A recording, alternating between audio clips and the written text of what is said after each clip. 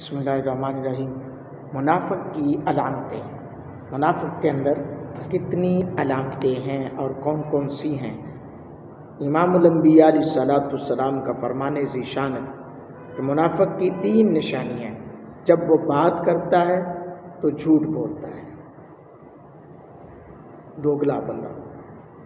جب وہ وعدہ کرتا ہے تو وعدہ خلافی کرتا ہے، جب عہد کرے تو عہد شکنی۔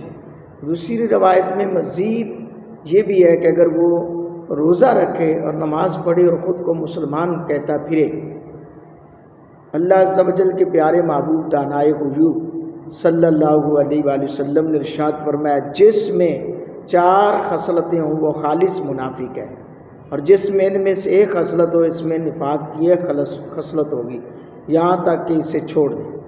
نمبر 1، جب اس کے پاس امانت رکھی جائے تو وہ خیانت کرتا ہے۔ نمبر 2، جب بات کرے تو جھوٹ بولے۔ نمبر 3، جب معاہدہ کرے تو اسے توڑ دے۔ نمبر 4، جب جھگڑا کرے تو گالم گلوچ کرے۔ اللہ اکبر۔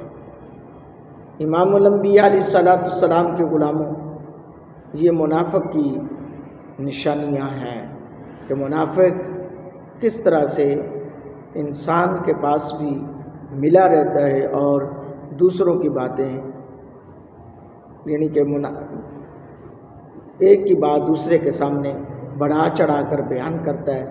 تو اللہ تعالیٰ کی بارگاہ سے ایسے لوگوں کی پناہ مانگتے رہنا چاہیے، ایسے لوگوں سے بچنا چاہیے، ایسی عادات سے بچنا چاہیے، ایسی خصلتوں سے بچنا چاہیے۔ اللہ تعالیٰ اپنے محبوب کے توسل سے ہم سب کو عمل کی توفیق عطا فرمائے، صحیح دین حنیف کی سمجھ عطا فرمائے۔